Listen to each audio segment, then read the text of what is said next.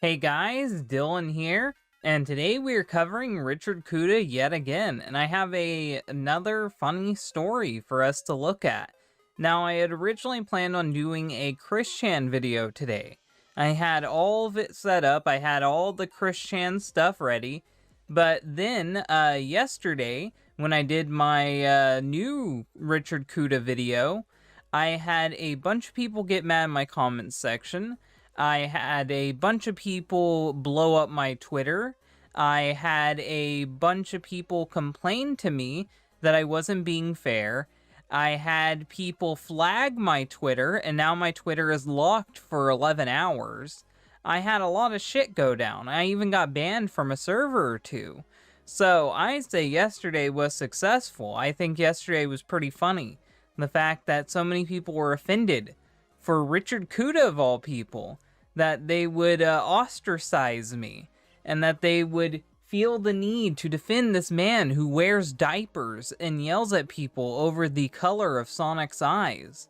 So we're going to do another Kuta video today, and a lot of people were wondering, why am I doing this? Why am I attacking Kuta? I'm not attacking him, I'm just covering him because it's funny. I'm covering him because it makes other people angry, and I'm covering him because he's fucking entertaining to me. It's the same reason why I covered Chris Chan before this. It's because I find Richard Kuta actually interesting.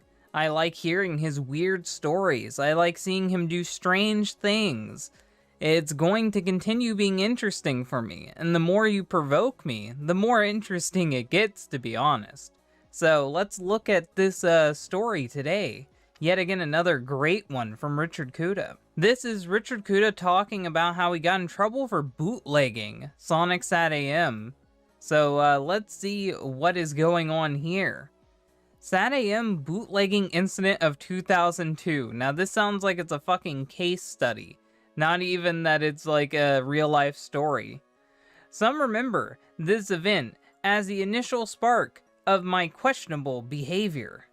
Wow, even he acknowledged it.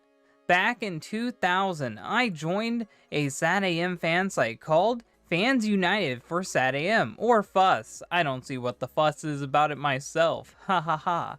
It was a community fully dedicated to preserving the cartoon series by posting fanfiction, fan art, and even lost artifacts from the creators themselves. At the time, SatAM only had a few limited video release on VHS. That only covered 4 episodes in the late 90s. Digital rips of certain series became available, but with a few stipulations. The quality was choppy and encoded using Real Player. Oh dear God, you're making me feel ancient. But even more frustrating, the episodes were recorded from the USA Network, who were notorious for butchering their shows. So unless you recorded every episode of SatAM from its original airing on ABC, you had no way of watching the complete series in its unedited, high-quality glory. Fortunately, I was one of those individuals. Around 2001, there were debates on FUS message boards about uploading unedited, high-quality VHS rips to the site for SatAM fans to enjoy. I remember spending months arguing with the admin of the site how I wouldn't mind allocating the time in ripping my own episodes, but I kept getting shot down due to petty legality reasons. That's not petty, that's straight up you wanting to commit a crime and the guy who runs a site trying to help your dumb ass. That's not petty at all. He's looking out for you, because doing this is illegal and can get him in trouble and can get you in trouble. This is a big crime. You can't just rip people's shit and upload it on websites. That's not how fucking copyright works. For some delusional reason, yeah, I don't think you can call anyone delusional, the admin assumed that posting bootleg episodes is stealing money from Ben Hurst. It's not necessarily stealing money from Ben Hurst, but it is stealing money from Deke, who owned it at the time, and it's stealing money from the networks who pay to air it, and it's stealing money from anybody who is still collecting royalties off of it. And you're such a child that you can't realize that that's what you were doing. but I can't really blame you because when you're entitled like yourself, you don't really care. Who later revealed that he never saw a dime from resales of the official VHS releases. I mean, that's typical. That's typical in that media. I am going to refer to this person as the admin since she was at the time. So, considering the stubborn ignorance I was constantly dealing with, I surprised the admin, along with the other FUS members, with the collection of AVI SatAM episodes I spent weeks encoding. While everyone was impressed with the quality and ability to view all the episodes unaltered, the admin threw a major bitch fit. Yeah, because they told you not to do something, and you did it anyway. Wow, what a new concept when the admin of a site tells you not to do something, and then you do it. Chances are you're gonna get in trouble. At me and told me she didn't want her site associated with criminal activity. Very fair, because that is what you're doing. You are doing criminal activities by bootlegging. You wouldn't steal a car, so you wouldn't steal a movie either, Richard Kuta. Learn that lesson. For those who were not old enough to remember the early 2000s, it was a time when P2P software became common ground. Napster, BearShare, Kazaa. People were file sharing and everyone was aware of this. Yes, and it was illegal and almost like most of those sites got shut down or heavily fucking stripped. They got in real trouble. So really, the rest of FUS didn't see any issue with my intentions. File sharing to me was providing a product to those who didn't have legal access to it.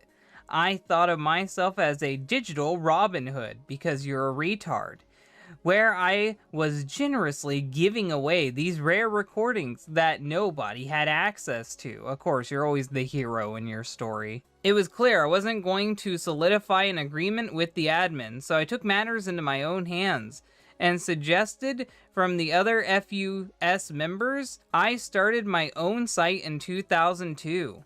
It would be the only site where any SatAM Sonic fan can download my collection of SatAM episodes for free. But it didn't stop there. If other Sonic cartoons weren't fully available, then why not encode and upload my other VHS tapes full of Adventures of Sonic the Hedgehog and Sonic Underground? See, you're going down that slippery slope that politicians argued about for a long time. You're proving them right. I'd be a hero by allowing desperate Sonic fans to watch their favorite shows, uncut in high-quality AVI format. Oh, how times have changed. The site, of course, didn't last long since the admin at FUS took notice and reported me to Deke Productions of my activity. Yeah, that's literally how it's worded. I don't get why the fuck it's worded like that. I received a cease and desist letter and everything shortly after the site was shut down. Oh wow, you actually committed a crime and you actually had to be punished for it. What a shock. I received a private message from the admin at FUS. She admitted to being the whistleblower of my operation, selfishly denying the other Sonic... You see, everyone's evil to Richard Kuta, even though he's the one breaking the law. Even though he's the one breaking the law, she's the bad guy for reporting him of the rare opportunity I was providing. No matter how many times I tried to reason with her, she constantly spout her ignorance, ignorance of the law, and even threatened to get me arrested. In avoidance, I complied, but it resulted in my first banning from FUS. To this day, I still believe I was in the right. That's Richard Kuta's mindset to a fucking T. Put that on his tombstone. That is going to hold true to the end of time. Before the initial DVDs were even a thing, the shitty ones with Inspector Gadget in the menu, I wanted to be a compassionate fan that wanted to share his bounty with everyone. But someone had to be so salty about it for the most asinine reason, to ruin it for an entire community. And because of this misconstrued scuffle, the admin started spreading lies about me to other Sonic sites. giving the other Sonic fans this negative impression of me when they didn't even know my side of the story. You have a lot more than just that riding on you. You have so much negative baggage. That is only the fucking tip of the iceberg, Kuta. That is only the beginning of the negative shit people know about you. And FUS members, various Sonic fan sites, encouraged me to start a site. They wanted my unedited SatAM episodes. So excuse me for being generous and wanting to contribute to the fan base.